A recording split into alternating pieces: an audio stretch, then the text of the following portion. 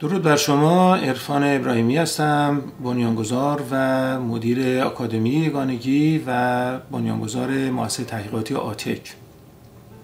با توجه به تجربه‌ای که من سالها به عنوان مدرس در دانشگاه‌ها و یا به عنوان مشاور و محقق در سازمان‌ها و دوایر دولتی، شرکت‌ها فعالیت داشتم، با مدیران بسیاری برخورد می‌کردم و طبق بررسی‌ها من دیدم تعدادی از مدیران هستند که ضمن که تحصیلات بسیار خوبی دارند، از خانواده‌های بسیار خوبی هستند، حتی سابقه کار خوبی دارن، ولی میزان موفقیت و رضایت اونها چندان بالا نیست.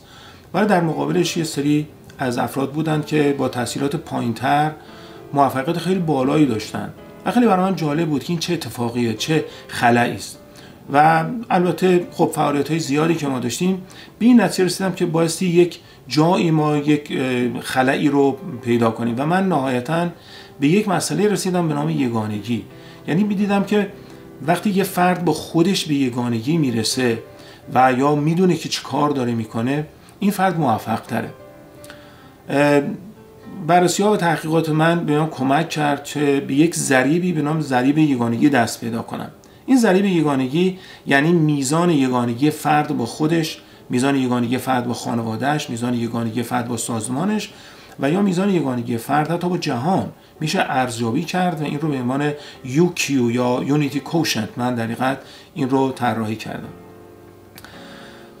بعد مراحل یگانگی رو من 7 مرحله شناسایی کردم که اگر یه فرد این 7 مرحله رو به درستی بگذرونه، میزان موفقیت اون به نحو قابل توجهی افزایش پیدا میکنه.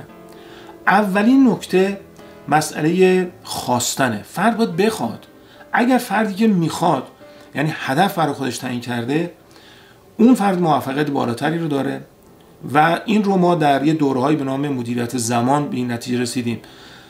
دومین نکته مرحله عشق و انگیزش بوده. افرادی که موفق هستند دارای عشق و انگیزش هستند. کسایی که دارای عشق و انگیزش هستند میزان یگانگی اونها بالاتر هست.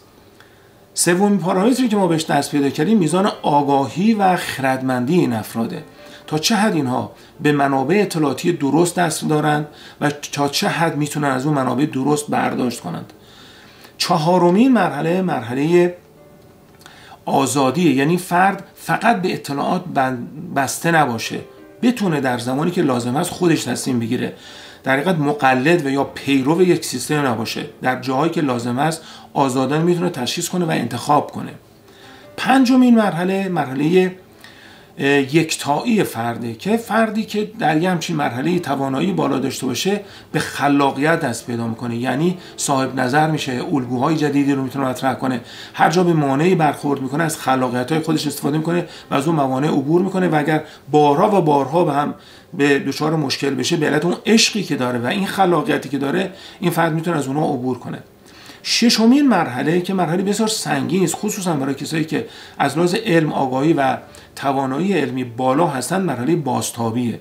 مرحله بازتابی یعنی فرد حاضر بشه دوباره نگری کنه، بازاندیشی کنه.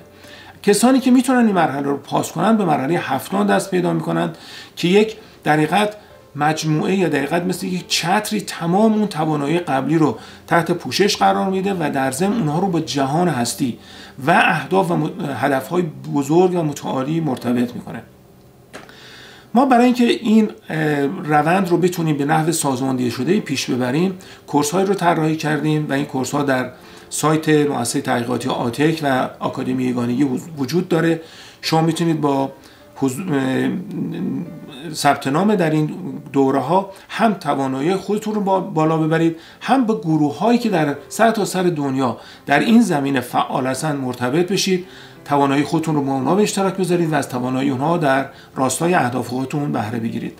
خوشحال میشم که ما بتونیم در این زمینه گامی برداریم و جهانی مملو از شادی، موفقیت و صلح و آرامش رو داشته باشیم. از اینکه با ما هستید بسیار سپاسگزارم. پیروز و پایدار باشید.